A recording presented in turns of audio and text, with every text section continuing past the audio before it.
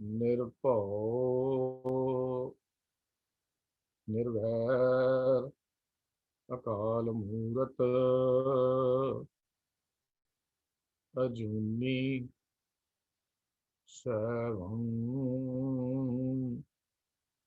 ਗੁਰ ਪ੍ਰਸਾਦ। ਵਾਹਿਗੁਰੂ ਵਾਹਿਗੁਰੂ ਵਾਹਿਗੁਰੂ ਵਾਹਿਗੁਰੂ ਵਾਹਿਗੁਰੂ ਵਾਹਿਗੁਰੂ। ਵਾਹਿਗੁਰੂ ਜੀ ਕਾ ਖਾਲਸਾ, ਵਾਹਿਗੁਰੂ ਜੀ ਕੀ ਫਤਿਹ।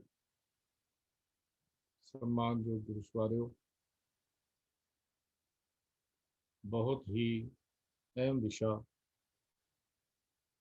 ਵੈਸੇ ਤਾਂ ਗੁਰਮਤਿ ਦਾ ਹਰ ਵਿਸ਼ਾ ਹੀ ਅਹਿਮ ਹੈ, ਲੇਕਿਨ ਹੁਕਮ ਦੇ ਬਾਰੇ ਵਿੱਚ ਆਮ ਤੌਰ ਤੇ ਸਾਡੇ ਅੰਦਰ ਬੜੀ ਕਨਫਿਊਜ਼ਨ ਜਿਹੀ, ਦੁਬਿਧਾ ਜੀ ਬਣੀ ਰਹਿੰਦੀ ਹੈ।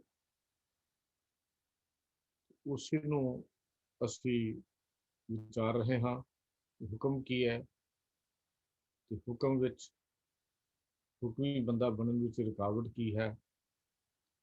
ਇਹ ਲਗਾਤਾਰ ਵਿਚਾਰਾਂ ਆਪਾਂ ਕਰ ਰਹੇ ਹਾਂ।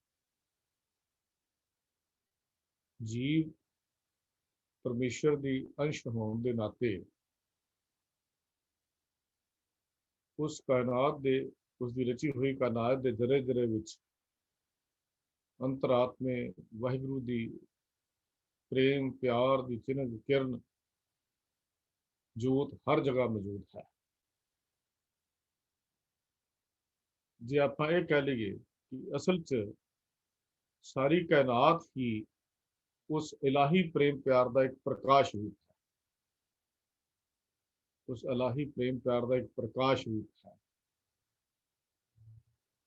ਇਸ ਇਲਾਹੀ ਪਿਆਰ ਦੀ ਜੋ दैवी ਖਿੱਚ ਹੈ, ਕੋਸਮਿਕ ਅਟਰੈਕਸ਼ਨ ਜਿਹਨੂੰ ਅਸੀਂ ਕਹਿੰਦੇ ਹਾਂ, ਇਹਦੇ ਨਾਲ ਹੀ ਕਾਇਨਾਤ ਦੇ ਜ਼ਰੇ ਜ਼ਰੇ ਵਿੱਚ ਇੱਕ ਦੂਜੇ ਵੱਲ ਵੇਖ ਕੇ ਪਰਮੇਸ਼ਰ ਨੂੰ ਸੂਖਸ਼ਮ ਰੂਪ ਵਿੱਚ ਜਾਣਿਆ ਵਸਿਆ ਜਾਣ ਕੇ ਸਾਡੇ ਅੰਦਰ ਉਹਦੇ ਲਈ ਪਿਆਰ, ਮੁਹੱਬਤ, ਖਿੱਚ ਇੱਕ ਪੈਦਾ ਹੁੰਦੀ ਹੈ। ਜਾਂ ਇਹ ਕਹਿ ਲਓ ਕਿ ਸਹਿਜ ਸੁਭਾਅ ਹੀ ਜਦੋਂ ਮਨੁੱਖ ਸੋਚਣ ਲੱਗ ਪਵੇ ਤਾਂ ਉਹਦੇ ਦਿਮਾਗ ਵਿੱਚ ਇਹ ਗੱਲ ਆ ਜਾਏ ਤਾਂ ਉਹ ਇਲਾਹੀ ਖਿੱਚ ਇਸ ਦੇ ਦਿਮਾਗ ਵਿੱਚ ਆਪਣੇ ਆਪ ਹੀ ਬਣਨੀ ਸ਼ੁਰੂ ਹੋ ਜਾਂਦੀ ਹੈ। ਔਰ ਇਸ ਖਿੱਚ ਦੇ ਸਿਰ ਤੇ ਹੀ ਜੁਗਾਂ ਜਗੰਤਰਾਂ ਤੋਂ ਇਹ ਇਲਾਹੀ ਹੁਕਮ ਦੀ ਇਸ ਖਿੱਚ ਦੀ, ਇਹ ਖਿੱਚ ਇੱਕ ਹੁਕਮ ਹੈ, ਉਹਦੀ ਰਵਾਨਗੀ ਜਿਹੜੀ ਹੈ ਸਹਿਜ ਸੁਭਾਈ ਚੱਲਦੀ ਰਹਿੰਦੀ ਹੈ। ਇਸ ਵਾਹਿਗੁਰੂ ਦੇ ਘਰ ਦੀ ਇਲਾਹੀ ਹੁਕਮ ਦੀ ਖਿੱਚ ਦੀ ਪ੍ਰੀਤ ਤਾਰ ਨੂੰ ਹੀ ਨਾਮ ਜਾਂ ਸ਼ਬਦ ਆਪਾਂ ਵੀ ਗੁਰਬਾਣੀ ਵਿੱਚ ਬਿਆਨ ਕੀਤਾ ਗਿਆ ਕਹਿ ਸਕਦੇ ਹਾਂ। ਇਹੋ ਹੀ ਨਾਮ ਹੈ, ਇਹੀ ਖਿੱਚ ਹੀ ਪ੍ਰੀਤ ਹੈ, ਇਹੋ ਹੀ ਸ਼ਬਦ ਹੈ ਜਿਹਦੇ ਨਾਲ ਅਸੀਂ ਉਹਦਾ ਆਨੰਦ ਮਾਣ ਸਕਦੇ ਹਾਂ। ਇਸ ਨਾਮ ਦੀ ਜਾਂ ਸ਼ਬਦ ਦੀ ਆਪਣੇ ਆਪ ਹੀ ਆਟੋਮੈਟਿਕ ਸਹਿਜ ਚਾਲ ਨੂੰ ਹੁਕਮ ਕਿਹਾ ਜਾਂਦਾ ਹੈ। ਜਿਹਨੂੰ ਸਹਿਜ ਚਾਲ ਅਸੀਂ ਉਹਨੂੰ ਹੁਕਮ ਕਹਿੰਦੇ ਹਾਂ, ਜੋ ਸਾਰੀ ਸ੍ਰਿਸ਼ਟੀ ਵਿੱਚ, ਸਾਰੀ ਕਾਇਨਾਤ ਦੇ ਵਿੱਚ ਜ਼ਰੇ ਜ਼ਰੇ ਵਿੱਚ ਜੀਵਨ ਦੇ ਰੋਹ ਬਣ ਕੇ ਸਦੀਵੀ ਓਤ ਪੋਤ ਰੱਦੀ ਹੋਈ, ਓਤ ਪੋਤ ਤਾਣੇ ਪੇਟੇ ਵਾਂਗੂ ਇੱਕਮਿਕ ਹੋਈ ਹੋਈ, ਬਸ ਇਹ ਸਹਿਜੇ ਹੀ ਸਾਰੀ ਕਾਇਨਾਤ ਨੂੰ ਚਾਲੂ ਹੁਕਮ ਵਿੱਚ ਰੱਖਿਆ ਹੋਇਆ ਹੈ।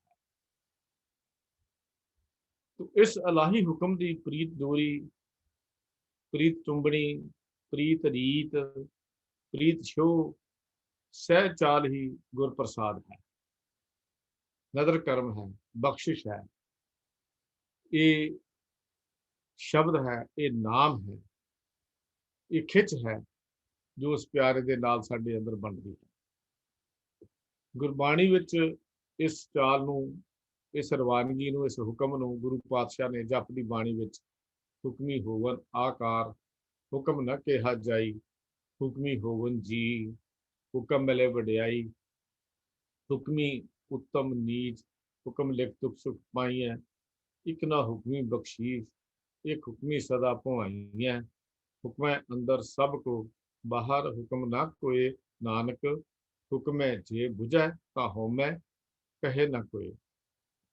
इस सिद्धांत गुरु नानक पातशाह ने साडी झोली विच पाया। बड़ा स्पष्ट जी गल गुरु पातशाह जी ने दस दित्ती ते समझा दित्ती कि हुक्म उसका जरे जरे विच वापर रहा। आपां अगे चलीए।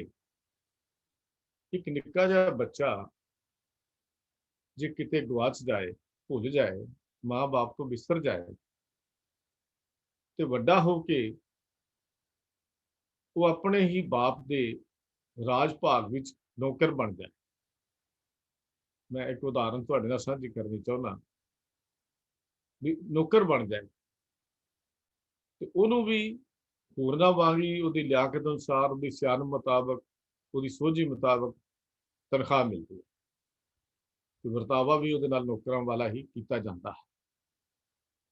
पर जेकर किसी दी प्रेरणा नाल उसनू अपने मालक बाप दी जान पहचान हो जाए तो वह फिर नौकर तो बदल के पुत्र बन जाता है। देखो थोड़ा जिहा समझण दी लोड़ है। भुलिया होया सी तो नौकर सी, पहचान हो गई तो पुत्र बन गया। ये पुत्र फिर अपने बाप की जायदाद विरासत का हकदार मालक बन जाता।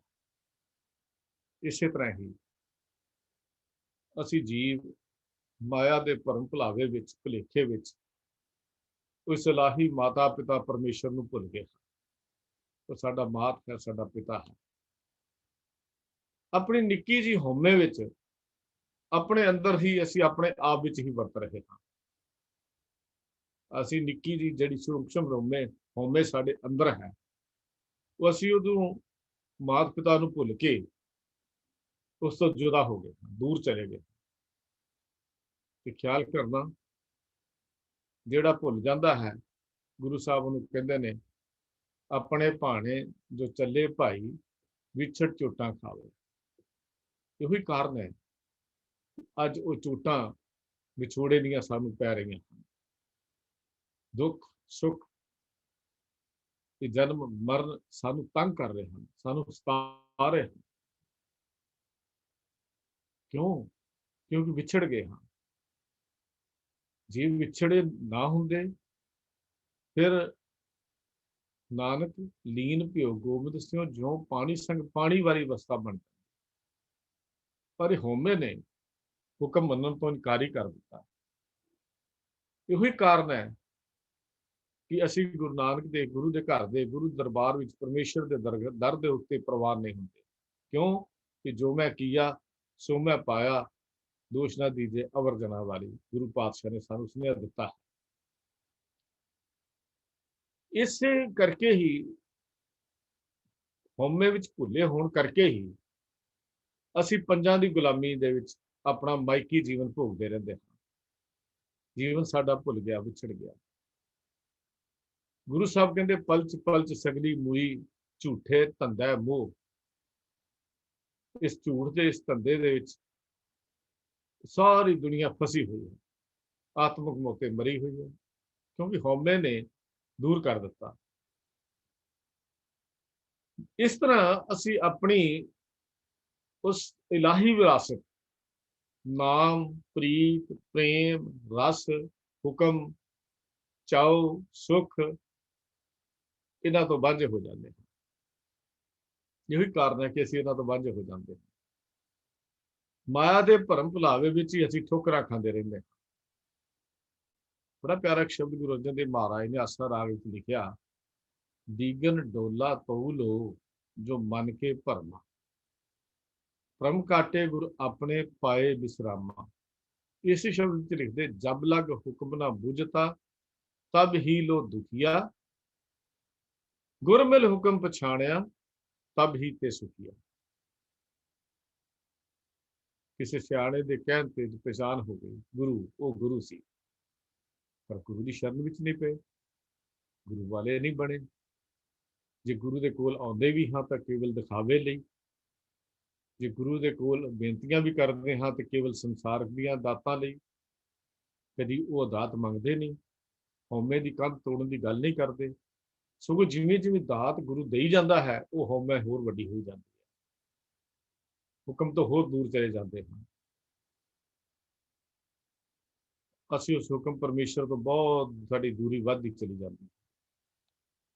ਪਰ ਹੈਰਾਨੀ ਦੀ ਜਾਂ ਦੁੱਖ ਵਾਲੀ ਜਾਂ ਅਫਸੋਸ ਵਾਲੀ ਗੱਲ ਇਹ ਹੈ ਕਿ ਇਹੋ ਜਿਹੇ ਇਲਾਹੀ ਬੋਲ ਸਾਡੇ ਕੋਲ ਹਨ, ਧੁਰ ਕੀ ਬਾਣੀ ਦੇ ਬੋਲ ਸਾਡੇ ਕੋਲ ਹਨ, ਤੇ ਇਹਨਾਂ ਦੇ ਬੇਅੰਤ ਪਾਠ, ਕੀਰਤਨ, ਰਹਿਣ ਸਬਾਈਆਂ, ਕਥਾ ਵਿਚਾਰਾਂ ਕਰਦਿਆਂ ਸੁਣਦਿਆਂ, ਸਭ ਕੁਝ ਕਰਦਿਆਂ ਵੀ ਸਾਡਾ ਸਿੱਖ ਜਗਤ ਦਾ ਜਾਂ ਦੁਨੀਆ ਦਾ ਜਾਂ ਦੂਜੇ ਲਫ਼ਜ਼ਾਂ 'ਚ ਕਹਿ ਲਈਏ ਜੋ ਵੀ ਇਹਨੂੰ ਸੁਣਦਾ ਹੈ, ਬਹੁਤਾ ਹਿੱਸਾ ਉਸ ਇਲਾਹੀ ਹੁਕਮ ਦੇ ਅੰਤਰੀਵ ਜਾਂ ਅਨੁਭਵੀ ਭੇਦਾਂ ਤੋਂ ਸਮਝਣ ਵਿੱਚ, ਜਾਣ ਪਛਾਣ ਕਰਨ ਤੋਂ, ਪਛਾਣਨ ਤੋਂ, ਉਸ ਰੋਸ਼ਨੀ ਤੋਂ, ਉਸ ਨੂੰ ਬੁੱਝਣ ਤੋਂ, ਉਸ ਨੂੰ ਮੰਨਣ ਤੋਂ, ਕਮਾਉਣ ਤੋਂ ਅੱਜ ਤੱਕ ਵੀ ਦੂਰ ਹੀ ਰਿਹਾ। ਸਭ ਕੁਝ ਹੋ ਰਿਹਾ, ਅਸੀਂ ਰੋਜ਼ ਪੜ੍ਹਦੇ, ਰੋਜ਼ ਕਰਦੇ ਹਾਂ। ਅਸੀਂ ਕੀ ਕਰਦੇ ਹਾਂ?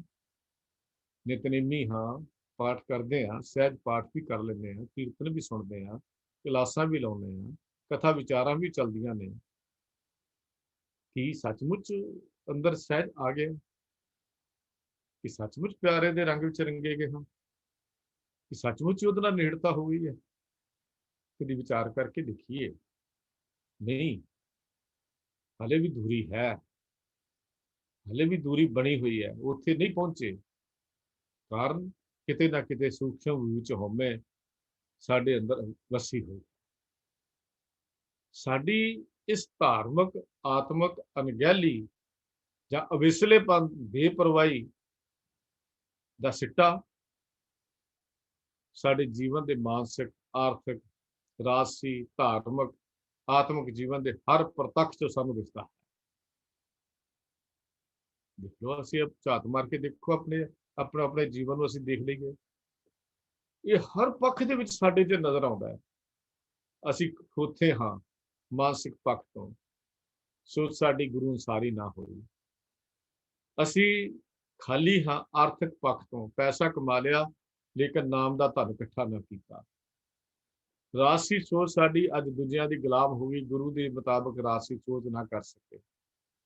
ਧਾਰਮਿਕ ਸੋਚ ਸਾਡੀ ਅੱਜ ਬਿਲਕੁਲ ਉਹਨਾਂ ਦੇ ਗੁਲਾਮ ਹੋ ਗਈ ਜੋ ਧਰਮ ਦੇ ਨੇੜੇ ਤੇੜੇ ਵੀ ਨਹੀਂ ਤੁਰਦੇ। ਆਤਮਿਕ ਜੀਵਨ ਤੋਂ ਤਾਂ ਸਾਡਾ ਦੁਆਲਾ ਨਿਕਲਦਾ ਹੋਇਆ ਸਾਨੂੰ ਪ੍ਰਤੱਖ ਜ਼ਾਹਰ ਆਉਂਦਾ ਹੀ ਹੈ, ਨਜ਼ਰ ਆਉਂਦਾ ਹੀ ਹੈ। ਕਾਰਨ ਉਸ ਗੁਰਬਾਣੀ ਨੇ ਸਾਨੂੰ ਇਲਾਹੀ ਹੁਕਮ ਨੂੰ ਨਾ ਮੰਨਣ, ਨਾ ਸਮਝਣ, ਨਾ ਬੁੱਝਣ, ਨਾ ਪਛਾਣਨ ਦੀ ਹਾਲਤ ਨੂੰ ਬੜੇ ਥਾਂ ਤੇ ਬਿਆਨ ਕੀਤਾ ਹੈ। ਇਹੀ ਕਾਰਨ ਹੈ ਕਿ ਅਸੀਂ ਹੁਕਮ ਨਹੀਂ ਬੁੱਝਿਆ, ਅਸੀਂ ਹੁਕਮ ਦਾ ਪਹਿਚਾਣ ਨਹੀਂ ਕੀਤੀ, ਦੂਰ ਹੋ ਗਏ। ਸਾਡੇ ਹਰ ਜੀਵਨ ਦੇ ਹਰ ਪੱਖ ਵਿੱਚ ਖਾਲੀਪਨ ਜਿਹਾ, ਡਿਪਰੈਸ਼ਨ। ਅੱਜ ਕਿਉਂ ਡਿਪਰੈਸ਼ਨ, ਮਾਨਸਿਕ ਰੋਗ ਕਿਉਂ ਨੇ? ਕਿਉਂਕਿ ਸਾਡਾ ਮਾਨਸਿਕ ਮੰਡਲ ਔਰ ਸਾਡਾ ਅਧਿਆਤਮਿਕ ਮੰਡਲ ਪਿਆਰੇ ਦੀ ਪ੍ਰੀਤ ਤੋਂ ਖਾਲੀ ਹੈ, ਉਹਦੀ ਪ੍ਰੀਤ ਤੋਂ ਖਾਲੀ ਹੈ। ਸੱਚਮੁੱਚ ਜੇ ਪਿਆਰੇ ਦੀ ਪ੍ਰੀਤ ਨਾਲ ਕਿਤੇ ਰੰਗਿਆ ਹੋਇਆ ਹੁੰਦਾ, ਨਾ ਇਹ ਮਾਨਸਿਕ ਮੰਡਲ ਦੇ ਵਿੱਚ ਤੇ ਨਾ ਹੀ ਸਾਡੇ ਇਸ ਜੀਵਨ ਦੇ ਅਧਿਆਤਮਿਕ ਜੀਵਨ ਵਿੱਚ ਇਹ ਖਲਲ ਨਾ ਪੈਂਦਾ। ਹਾਲਾਤ ਕੀ ਹੋ ਗਈ ਸਾਡੀ ਤਾਂ। ਬਹੁਤ ਹੀ ਕਮਾਲ ਦੇ ਬੋਲ ਲਿਖੇ ਹਨ। ਮਾਰਗ ਮੋਤੀ ਬਿਖਰੇ, ਅੰਧਾ ਨਿਕਸਿਓ ਆਏ, ਜੋਤ ਬਿਨਾ ਜਗਦੀਸ਼ ਕੀ, ਜਗਤ ਉਲੰਘੇ ਜਾਏ। ਭਗਤ ਕਬੀਰ ਜੀ ਦਾ ਸ਼ਲੋਕ ਹੈ। ਮਾਰਗ ਮੋਤੀ ਬਿਖਰੇ, ਸਾਡੇ ਰਸਤੇ ਵਿੱਚ ਤਾਂ ਮੋਤੀ ਹਨ, ਜਿਸ ਤੋਂ ਲੰਘ ਰਹੇ ਹਾਂ ਮੋਤੀਆਂ ਨਾਲ ਭਰਿਆ ਹੋਇਆ। ਮੋਤੀ ਹੀ ਤਾਂ ਹਨ ਮੇਰੇ ਪਿਆਰੇ ਗੁਰੂ ਦੇਵ ਦੀ ਇੱਕ ਇੱਕ ਬੋਲ, ਸ਼੍ਰੀ ਗੁਰੂ ਗ੍ਰੰਥ ਸਾਹਿਬ ਦਾ ਇੱਕ ਇੱਕ ਬਚਨ ਮੋਤੀ ਹੀ ਹਨ, ਰਤਨ ਹੀ ਹਨ, ਜਵਾਹਰ ਤਾਂ ਹਨ। ਇੱਕ ਓਂਕਾਰ ਤੋਂ ਲੈ ਕੇ ਨਾਨਕ ਨਾਮ ਮਿਲੇ ਤਾਂ ਜੀਵਾਂ ਤਨ ਮਨ ਥੀਵੇ ਹਰਿਆ, ਤਾਂ ਕਿਹੜਾ ਬੋਲ ਹੈ ਜਿਹੜਾ ਰਤਨਾਂ ਨਾਲ ਨਹੀਂ ਭਰਿਆ ਹੋਇਆ? ਮੋਤੀ ਹਨ, ਹੀਰੇ ਹਨ, ਜਵਾਹਰਾਤ ਹਨ। ਪਰ ਕੇਵਲ ਸਾਲਸਰਾਏ ਜੋਰ ਹੀ ਪਛਾਣ ਸਕਦਾ ਸੀ ਭਾਈ ਮਰਦਾਨਾ ਜੀ ਦੇ ਹੱਥ ਵਿੱਚ ਉਸ ਰਤਨ ਨੂੰ। ਦੁਨੀਆ ਦੀ ਪਛਾਣ ਸਕੀ, ਪਹਿਚਾਣ ਨਹੀਂ ਹੋਈ ਉਸ ਰਤਨ ਦੀ, ਪਛਾਣ ਨਹੀਂ ਹੋਈ ਸਾਨੂੰ ਉਸ ਮਾਨਕ ਮੋਤੀਆਂ ਦੀ। ਹੁਕਮ ਨੂੰ ਨਹੀਂ ਬੁੱਝਿਆ, ਗੁਰੂ ਸਾਹਿਬ ਜੀ ਨੇ ਬੜੀ ਸਪਸ਼ਟ ਗੁਰਬਾਣੀ ਵਿੱਚ ਬਾਰ ਬਾਰ ਇਹ ਗੱਲ ਸਾਨੂੰ ਸਮਝਾਈ ਹੈ। ਕਬੀਰ ਜੀ ਕਹਿੰਦੇ, ਭਗਤ ਜੀ ਕਬੀਰ ਮਾਰਗ ਮੋਤੀ ਬਿਥਰੈ, ਅੰਧਾ ਨਿਕਸਿਓ ਆਏ, ਜੋਤ ਬਿਨਾ ਜਗਦੀਸ਼ ਕੀ ਜਗਤ ਉਲੰਘੇ ਜਾਏ। ਅੰਨਾ ਬੰਦਾ ਭਾਵੇਂ ਮੋਤੀਆਂ ਨਾਲ, ਹੀਰਿਆਂ ਨਾਲ, ਰਤਨਾਂ ਨਾਲ ਭਰੇ ਹੋਏ ਰਸਤੇ ਤੋਂ ਲੰਘਦਾ ਜਾਵੇ, ਉਹਨੂੰ ਪਹਿਚਾਨ ਨਹੀਂ, ਦੇਖ ਨਹੀਂ ਸਕਦਾ। ਇਸ ਤਰ੍ਹਾਂ ਅਧਿਆਤਮਿਕ ਤੌਰ ਤੇ, ਆਤਮਿਕ ਤੌਰ ਤੇ ਹੁਕਮ ਤੋਂ ਸਖਣਾ ਬੰਦਾ ਅੰਧਾ ਨਿਕਸਿਓ ਜਾਏ, ਜੋਤ ਬਿਨਾ ਜਗਦੀਸ਼ ਕੀ, ਅੰਦਰ ਗਿਆਨ ਦੀ ਜੋਤ ਨਾ ਜਗੀ, ਉਸ ਕਰਤਾਰ ਦੇ, ਉਸ ਪਿਆਰੇ ਦੇ, ਪ੍ਰੀਤਮ ਦੇ ਗਿਆਨ ਦੀ ਜੋਤ ਨਾ ਜਗੀ। ਜਗਤ ਉਤੋਂ ਲੰਘਦਾ ਜਾ ਰਿਹਾ ਹੈ, ਉਤੋਂ ਲੰਘਦਾ ਰਿਹਾ ਹੈ, ਹੀਰੇ ਰਤਨਾ ਜਵਾਹਰਾਤਾਂ ਨੂੰ ਲਤਾੜਦਾ ਜਾ ਰਿਹਾ ਹੈ, ਲੇਕਿਨ ਉਹਦਾ ਪਰਖ ਨਾ ਕਰ ਸਕੇ। ਗੁਰੂ ਪਾਤਸ਼ਾਹ ਜੀ ਨੇ ਸਾਨੂੰ ਇਹ ਗੱਲਾਂ ਸਮਝਾਈਆਂ ਹਨ ਬਾਣੀ ਵਿੱਚ। ਹੁਕਮ ਨਾ ਜਾਣੇ ਬੱਪੜੇ, ਭੂਲੇ ਫਿਰੇ ਗਵਾਰ। ਸਤਿਗੁਰੂ ਜੀ ਦਾ ਬਚਨ ਸ਼੍ਰੀ ਰਾਗ ਦਾ ਹੈ। ਹੁਕਮ ਨਾ ਜਾਣੇ ਬੱਪੜੇ, ਭੂਲੇ ਫਿਰੇ ਗਵਾਰ। ਮੂਰਖ ਗਵਾਰ ਭੁੱਲੇ ਭੁਲੇਖੇ ਹਨ, ਜੀਵਨ ਦੇ ਰਸਤੇ ਤੋਂ ਖੁੰਝੇ ਹੋਏ ਹਨ, ਹੁਕਮ ਦੀ ਪਹਿਚਾਣ ਹੀ ਨਹੀਂ ਹੈ। ਫਿਰ ਕੀ ਹੈ?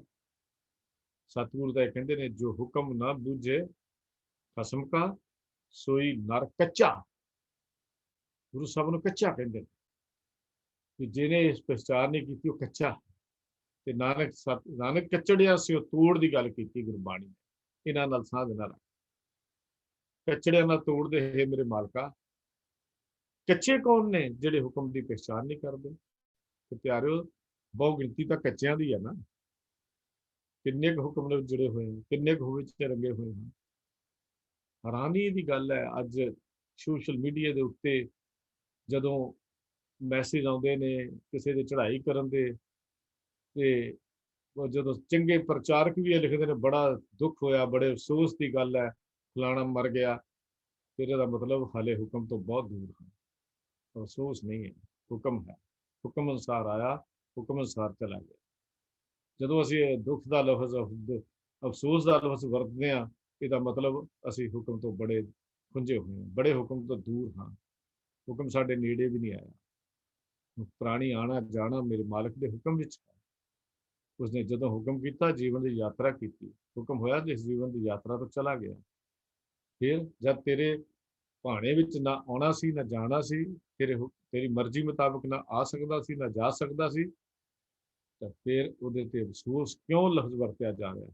ਅੱਜ ਕਾਰਡਾਂ ਦੇ ਕਾਰਡ ਭਰੇ ਹੋਏ ਸੋਸ਼ਲ ਮੀਡੀਆ ਤੇ ਰੋਜ਼ 5-7 ਮੈਸੇਜ ਇਹੋ ਜਿਹੇ ਆ ਜਾਂਦੇ ਨੇ ਕਿ ਬੜਾ ਅਫਸੋਸ ਹੋਇਆ, ਬੜਾ ਦੁੱਖ ਹੋਇਆ, ਫਲਾਣਾ ਹੋਇਆ। ਤੇ ਲਫ਼ਜ਼ ਗੁਰਮਤਿ ਅਨੁਸਾਰੀ ਨਹੀਂ ਹਨ। ਹੁਕਮ ਤੋਂ ਖੁੰਝੇ ਹੋਏ ਅਸੀਂ ਹਾਂ, ਇਸੇ ਵਾਸਤੇ ਅਸੀਂ ਇਹ ਲਫ਼ਜ਼ਾਂ ਨੂੰ ਵਰਤਦੇ ਹਾਂ। ਸਤਿਗੁਰੂ ਕਹਿੰਦੇ ਨੇ, ਜੋ ਹੁਕਮ ਨਾ ਬੂਝੇ ਖਸਮ ਕਾ, ਸੋਈ ਨਰ ਕੱਚਾ। ਨਰ ਕੱਚਾ, ਮਾਰੂ ਰਾਗ ਚ ਬਦਲਣਾ ਮਹਾਰਾਜ ਦਾ। ਖਿਆਲ ਕਰੋ, ਅਸੀਂ ਅੱਜ ਜੋ ਕੁਝ ਦੁਨੀਆ ਵਿੱਚ ਵਿਚਰ ਰਹੇ ਹਾਂ, ਸੁਨੇਹੇ, ਮੋਬਾਈਲ ਫੋਨ, ਵਾਇਰਲੈਸ, ਦੂਰ ਦਰੇਡੇ ਅਸੀਂ ਮੈਸੇਜ ਭੇਜ ਦਿੰਦੇ ਹਾਂ।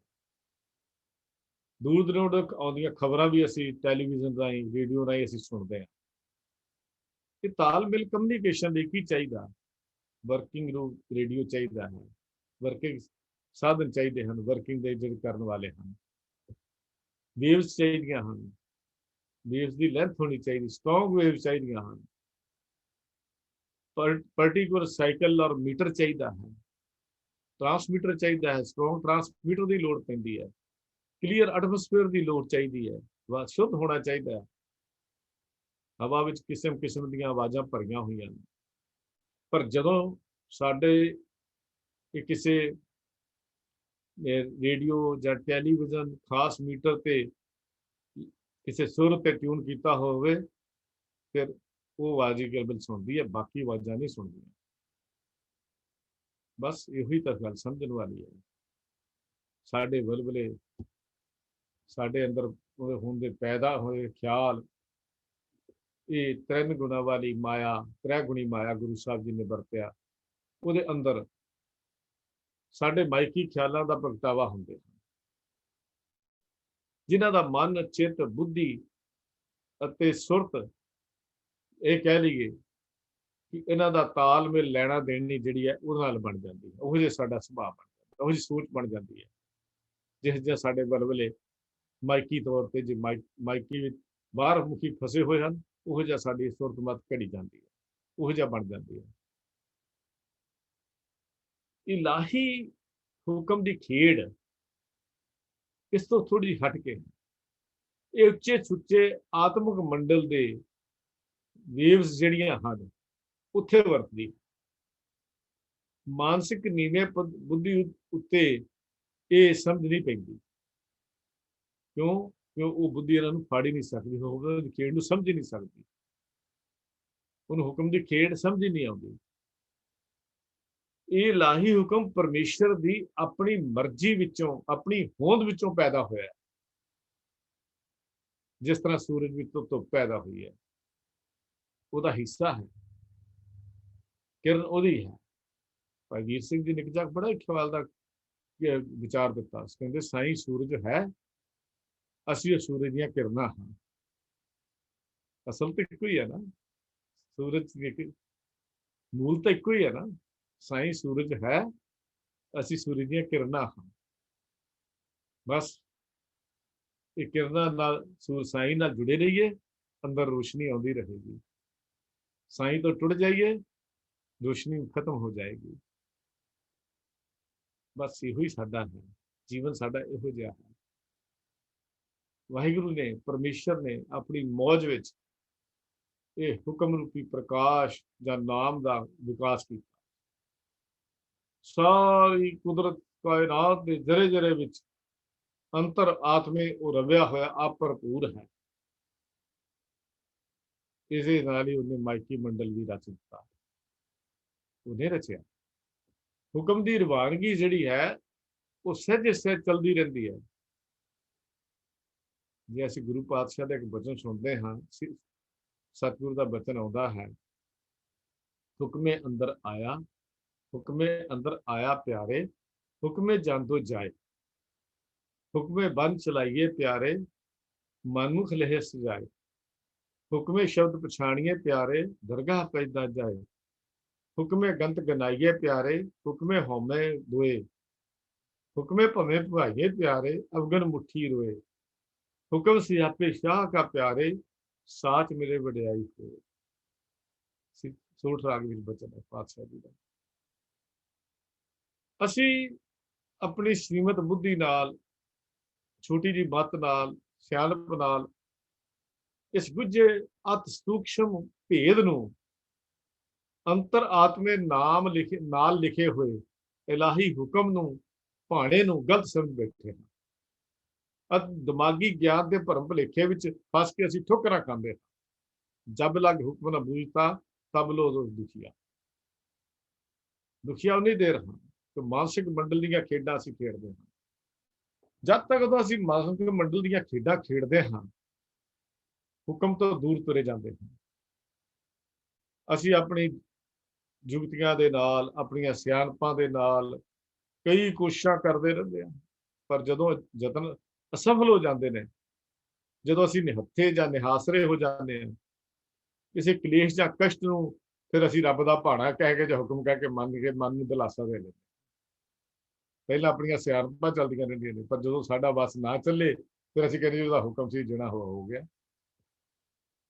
ਦੇਖੋ, ਪਹਿਲਾਂ ਅਸੀਂ ਕਹਿੰਦੇ ਮੇਰੀ ਸਿਆਣਪ ਸੀ, ਮੈਂ ਆਪਣੀ ਸਿਆਣਪ ਨਾਲ ਇੰਨਾ ਕੁਝ ਕਰ ਲਿਆ, ਇੰਨਾ ਕੁਝ ਹੋ ਗਿਆ, ਪਰ ਸਭ ਕੁਝ ਵਰਤ ਕੇ ਸਾਧਨ ਵੀ ਜੇ ਮਨੁੱਖ ਘਾਟੇ ਵਿੱਚ ਚਲਾ ਜਾਏ, ਫਿਰ ਕਹਿੰਦਾ ਜੀ ਉਹਦਾ ਹੁਕਮ ਸੀ, ਉਹਦਾ ਭਾਣਾ ਸੀ।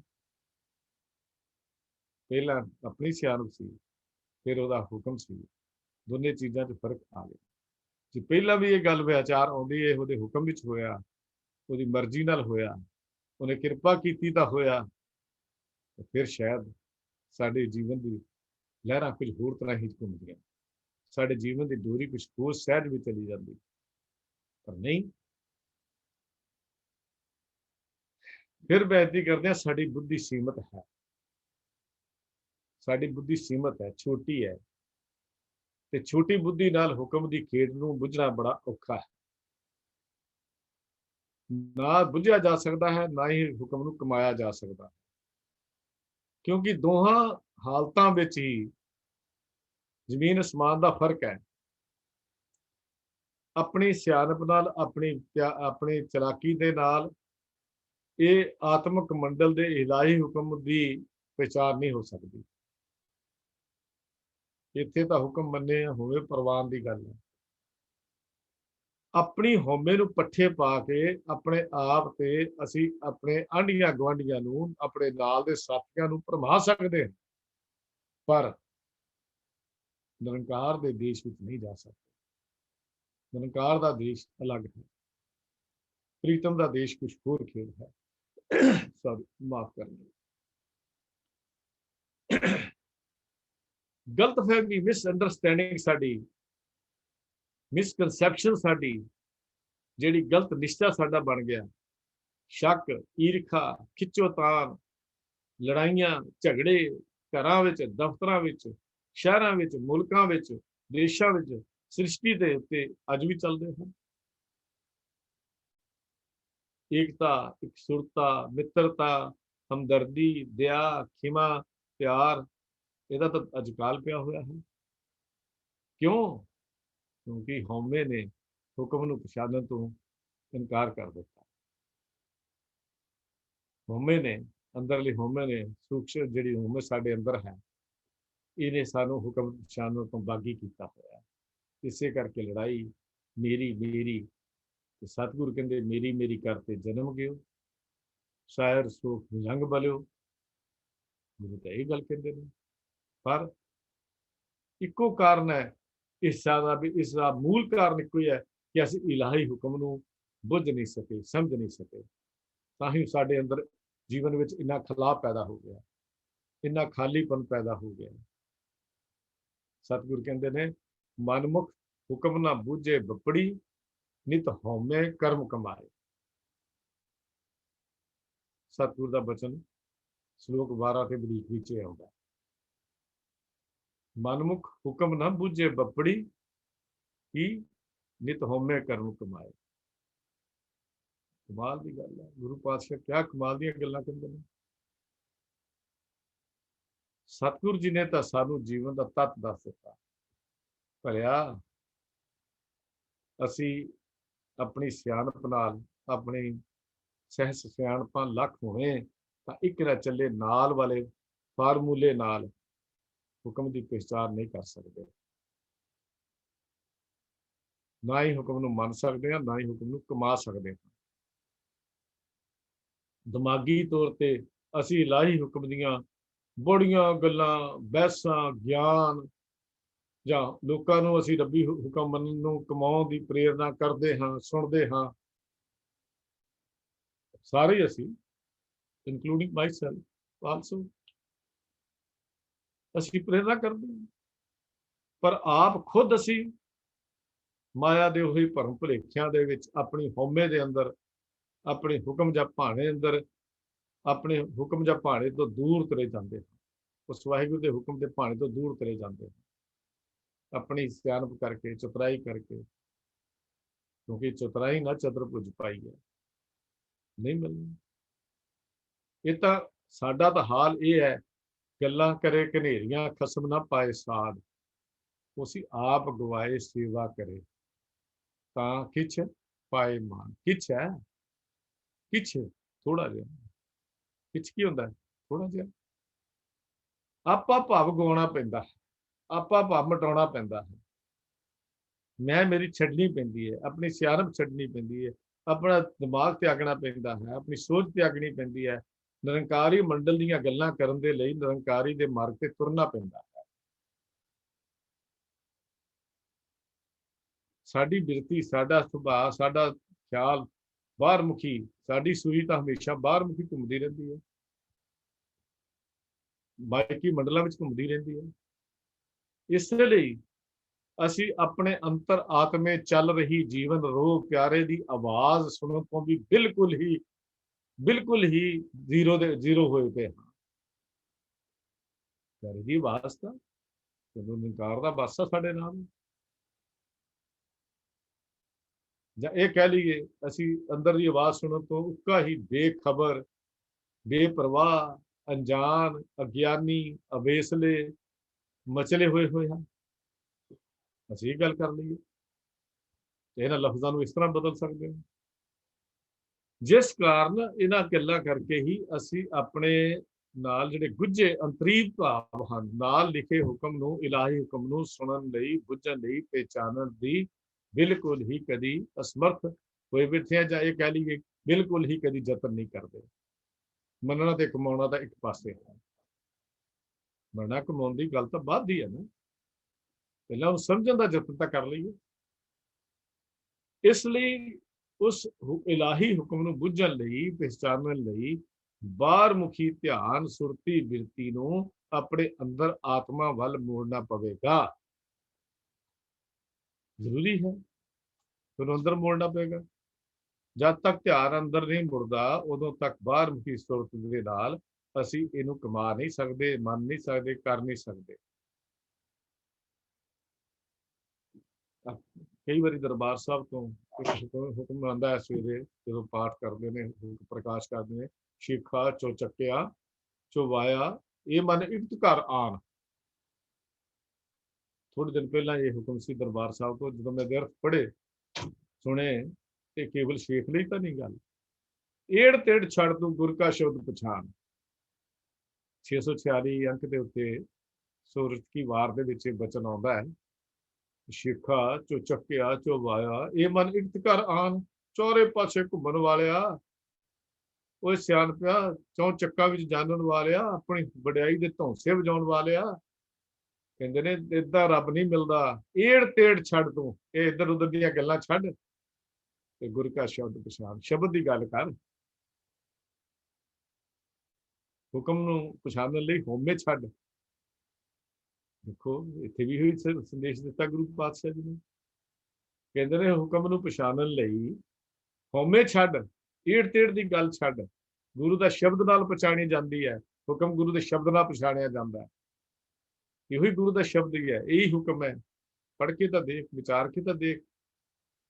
ਪਰ ਜੁਗਾਂ ਜੁਗੰਤਰਾਂ ਤੋਂ ਮਨ ਦੀ ਬਿਰਤੀ ਬਾਹਰਮੁਖੀ ਮਾਇਕੀ ਮੰਡਲ ਵਿੱਚ ਖੇਡਣ ਖਿੰਡੀ ਹੋਈ ਹੈ, ਦੌੜ ਭੱਜ ਵਿੱਚ, ਜਾਂ ਇਹ ਕਹਿ ਲਓ ਛਲਾਂਗਾ ਮਾਰਨ ਵਿੱਚ, ਦੂਜੇ ਪਾਸੇ ਮਾਨਸਿਕ ਰੰਗ ਰਸ ਭੋਗਣ ਵਿੱਚ ਖਚਤ ਹੋਣ ਦੀ ਆਦਤ ਪੈ ਚੁੱਕੀ ਹੈ, ਆਦਤ ਪੈ ਚੁੱਕੀ ਹੈ, ਪੱਕੀ ਹੋ ਚੁੱਕੀ ਹੈ। ਇਹਨਾਂ ਬਿਰਤੀਆਂ ਨੂੰ ਇਕਾਗਰ ਕਰਕੇ ਅੰਤਰਮੁਖੀ ਮੋੜਨਾ ਬੜਾ ਔਖਾ ਹੈ, ਅਤਿਅੰਤ ਕਠਿਨ ਕੰਮ ਹੈ। ਸਿਲ ਅਲੂਣੀ ਸਿਲ ਜਲਨੀ ਚੱਟਣ ਦੇ ਬਰਾਬਰ ਹੈ। ਅਲੂਣੀ ਸਿਲ ਚੱਟਣ ਦੀ ਕਹਾਣੀ ਹੈ, ਪਰ ਕੀ ਅਸੀਂ ਔਖੇ ਕੰਮ ਨਹੀਂ ਕਰਦੇ? ਜੀਵਨ ਹੀ ਕਾਹਦਾ ਜਿਹਦੇ ਚ ਸਾਨੂੰ ਔਖੇ ਕੰਮ ਕਰਨੇ ਨਾ ਆਏ? ਉਹ ਤਾਂ ਜੀਵਨ ਜੀਵਨ ਹੀ ਨਹੀਂ ਹੁੰਦਾ। ਉਹ ਤਾਂ ਜੀਵਨ ਅਧੂਰਾ ਹੈ ਜਿਸ ਵਿੱਚ ਸਾਡੇ ਔਖੇ ਕੰਮਾਂ ਨਾਲ ਸਾਡਾ ਵਾਹ ਨਾ ਪਿਆ। ਇਹੋ ਕਾਰਨ ਹੈ ਕਿ ਅੱਜ ਪਾਠ ਪੂਜਾ, ਕੀਰਤਨ, ਸਿਮਰਨ, ਸਮਾਧੀਆਂ ਲਾ ਲਾ ਕੇ ਸਾਡਾ ਮਨ ਫਿਰ ਵੀ ਨਹੀਂ ਟਿਕਦਾ। ਕਿਉਂ? ਕਿਉਂਕਿ ਸਾਡੀ ਬਿਰਤੀ ਬਾਹਰਮੁਖੀ ਹੈ, ਟਿਕਦਾ ਨਹੀਂ।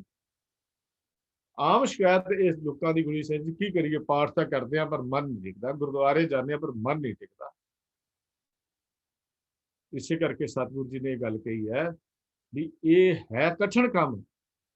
ਜਦ ਨਾਨਕ ਇਹ ਖੇਲ ਕਠਿਨ ਹੈ, ਕਿਨਹੂ ਗੁਰਮੁਖ ਜਾਨਾ। ਪਰ ਕਠਿਨ ਕੰਮ ਕਰਨਾ ਤਾਂ ਪਏਗਾ। ਜਿਸਨੇ ਮੁਸ਼ਕਲ ਦੇ ਦਿਨ ਨਹੀਂ ਦੇਖੇ, ਉਹ ਗਰੀਬੀ ਨੂੰ ਨਹੀਂ ਜਾਣਦਾ। ਸੱਚਮੁੱਚ ਜਿਸਨੇ ਕਦੀ ਆਪਣੇ ਘਰ ਵਿੱਚ ਗਰੀਬੀ ਨਹੀਂ ਨਾ ਦੇਖੀ, ਮੈਂ ਮਾਫ ਕਰਨਾ, ਉਹ ਗਰੀਬ ਦੀਆਂ ਮੁਸ਼ਕਲਾਂ ਨੂੰ ਨਹੀਂ ਸਮਝਦਾ, ਨਹੀਂ ਸਮਝਦਾ। ਉਹ ਤਾਂ ਆਲੀਸ਼ਾਨ ਬੰਗਲਿਆਂ ਵਿੱਚ ਰਹਿਣਾ ਸਿੱਖੀ ਰਹਿਣ ਵਾਲਾ ਕੀ ਜਾਣੇ ਝੌਂਪੜੀ 'ਚ ਰਹਿਣ ਵਾਲੇ ਦੀ ਹਾਲਤ ਕੀ ਹੁੰਦੀ ਹੈ, ਨਹੀਂ ਜਾਣਦਾ। ਕਿਉਂਕਿ ਉਹਦੇ ਅੰਦਰ ਉਹ ਦਰਦ ਪੈਦਾ ਨਹੀਂ ਹੁੰਦਾ, ਉਹਦੇ ਅੰਦਰ ਪੀੜਾ ਪੈਦਾ ਨਹੀਂ ਹੁੰਦੀ। ਜੋ ਆਪਣੇ ਤੇ ਮਾਣੀ ਹੋਵੇ ਉਹਦਾ ਇੱਕ ਵੱਖਰਾ ਅਨੁਭਵ ਹੈ। ਮਨ ਨੂੰ ਮੋੜ ਕੇ ਅੰਤਰਮੁਖੀ ਵਾਹਿਗੁਰੂ ਦੀ ਯਾਦ ਅਭਿਆਸ ਕੀਤੇ ਬਗੈਰ ਇਹ ਆਤਮਿਕ ਮੰਡਲ ਦੇ ਉਸ ਉੱਚੇ ਸੁੱਚੇ ਇਲਾਹੀ ਹੁਕਮ ਨੂੰ ਜਾਣਿਆ ਬੁੱਝਿਆ ਪਛਾਣਿਆ ਨਹੀਂ ਜਾ ਸਕਦਾ। ਹਉਮੈ ਦੀਆਂ ਗੱਲਾਂ ਕਰਕੇ ਅਸੀਂ ਹੁਕਮ ਦੀ ਵਿਚਾਰ ਨਹੀਂ ਕਰ ਸਕਦੇ। ਗੁਰਮਤਿ ਅਨੁਸਾਰ ਇਸ ਕਠਿਨ ਆਤਮਿਕ ਖੇਲ ਨੂੰ इस आत्मक खेड नूं कमाउण लई गुरु की सिक्ख्या लैनी बड़ी जरूरी है। गुरु की सिक्ख्या गुरमुख प्यारिਆਂ की संगत ਅਤੇ सेवा अत्यंत लाभदायक ते सहाय सिद्ध होंदी है इस हुक्म नूं कमाउण दे लई। फिर दोहरा रहा, इस आत्मक खेड दे औखे मार्ग ते ਚੱਲਣ ਲਈ गुरु की शरण,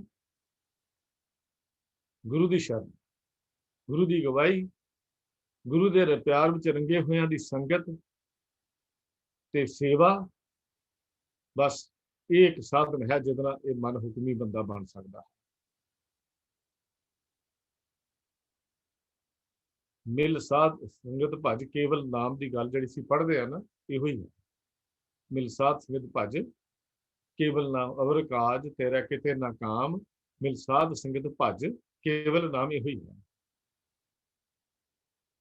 एक पलक सुख साध समागम कोट बिकुंठे पाए, इहो ही है। इहो ही है अंचल गह के साध का तरना इस संसार, इहो ही है गुरु की शरण पै के ਉਹਦਾ पल्ला फड़ के संसार भवजल तो पार होना, इहो ही है। बिना गुरु की शरण तो, बिना गुरु की अगवाई तो इस अमोड़ मन नूं मोड़िया नहीं जा सकता।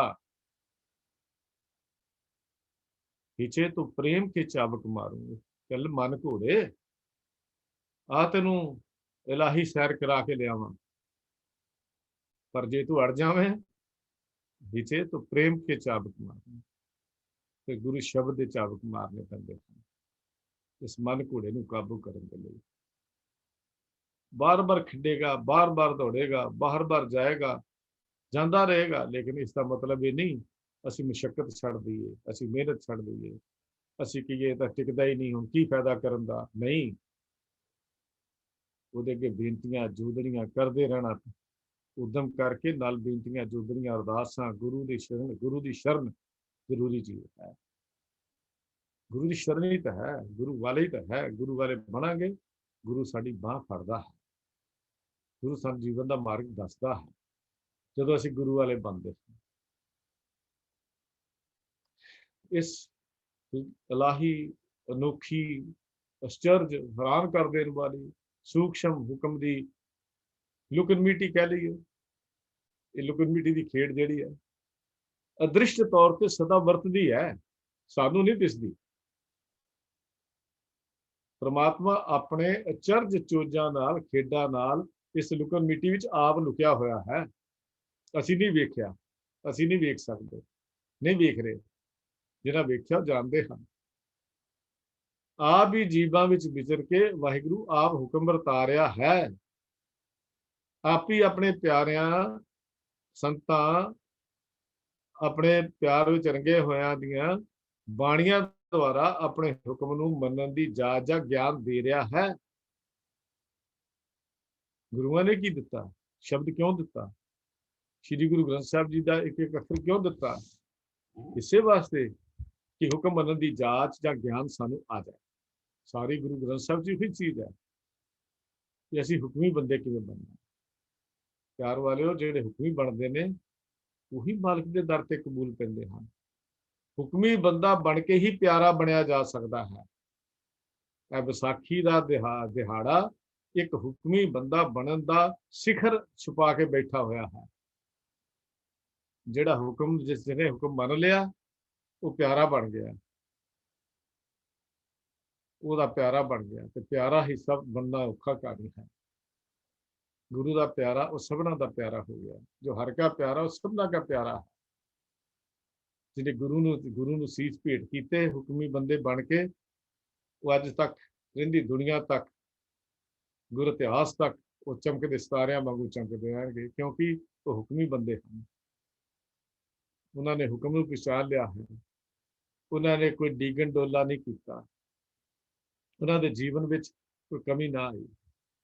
गुरु सीस मंगता है, सिख खड़ा होकर अपना सीस झुका दिंदा है। गुरु की करता है, मकालख ने बड़ी खूबसूरत गल लिखी है, कहता गुरु सीस मंगदा, सिख सीस भेंट करदा, गुरु फड़ के उन्होंने तंबू विच लै जांदा। 5 ਵਾਰੀ ਗੁਰੂ ने ਸੀਸ ਮੰਗਿਆ, 5 ਵਾਰੀ ਸਿੱਖ ਨੇ ਸੀਸ ਭੇਟ ਕੀਤਾ ਤੇ ਕੁਝ ਸਮੇਂ ਬਾਅਦ ਪੰਜਾਂ ਦੀ ਬਜਾਏ 6 ਵਾਰ ਹੁਣ ਪਛਾਨਣਾ ਮੁੱਖਾ ਹੋ ਗਿਆ। ਸੀਸ ਮੰਗਲ ਵਾਲਾ ਗੁਰੂ ਕੌਣ ਹੈ, ਸੀਸ ਭੇਟਾ ਕਰਨ ਵਾਲਾ ਸਿੱਖ ਕੌਣ ਹੈ। ਗੁਰੂ ਨੇ ਆਪਣਾ ਰੂਪ ਬਖਸ਼ ਦਿੱਤਾ, ਗੁਰੂ ਨੇ ਆਪਣਾ ਬਾਣਾ ਬਖਸ਼ ਦਿੱਤਾ, ਗੁਰੂ ਨੇ ਆਪਣਾ ਸਰੂਪ ਬਖਸ਼ ਦਿੱਤਾ, ਗੁਰੂ ਨੇ ਆਪਣਾ ਸਭ ਕੁਝ ਉਹਦੇ ਹਵਾਲੇ ਕਰ ਦਿੱਤਾ ਤੇ ਨਾਲ ਕਹਿ ਦਿੱਤਾ, ਖਾਲਸਾ ਇਹ ਘੋੜੇ, ਇਹ ਸੇਜਾਂ, ਇਹ ਮੰਦਰ, ਇਹ ਘਰ ਸਭ ਤੇਰੇ ਹਨ, ਪਰ ਖਿਆਲ ਕਰੀ तेरे पास ये मेरी अमानत है। ये रूप विच किते इस रूप विच अमानत विच खयानत ना करी। अमानत विच खयानत करने वाला बहुत बेईमान हुंदा है। गुरु ने नाल ये भी गल समझा दी। ये तो हुक्मी बंदा बनने की जाच सिखा दी। हुक्मी बनने की रवानगी की सिखर सी उन्हें संपूर्ण किया जो गुरु नानक पातशाह ने हुक्म की गल की सी।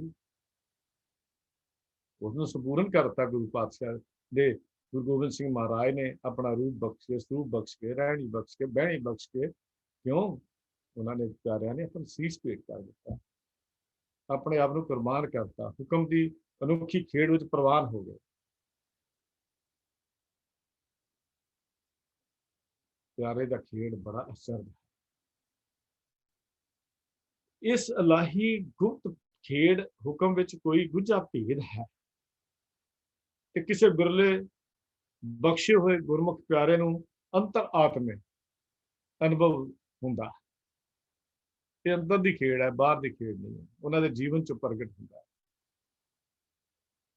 उन्होंने जानिया पछाणिया है। ये ऐसे महापुरख ऐसे गुरमुख प्यारे उच्च उच्ची सुचम सुची इलाही प्रेम खेड़ खेड़ खेल नराली दे हुक्म नूं बुझ के सहज सुभाए भाणा मन के अपना जीवन कमा रहे, हुक्मी बंदे बन के कमा रहे, हुक्मी बंदे बन के जीवन जी रहे। गुरु कृपा सतगुरु जी इस हुक्मी बंदे बनने की जाच सानूं समझाते किवें बनया जा सकता। अरदास बेनती है मार्ग के चरणों च पातशाह असीं तां झूठे धंधे मोह दे विच फसे हुए हाँ, साडे अंदरों भी हुक्मे दी इस लकीर नूं मिटा कि हुक्मी बंदा बनने की जाच दस ताकि साडा भी लोग परलोक से हो जाए। इन्हें बचन प्रवान करने जी भुल चुक दी क्षमा। प्यार शरफते बुलाओ।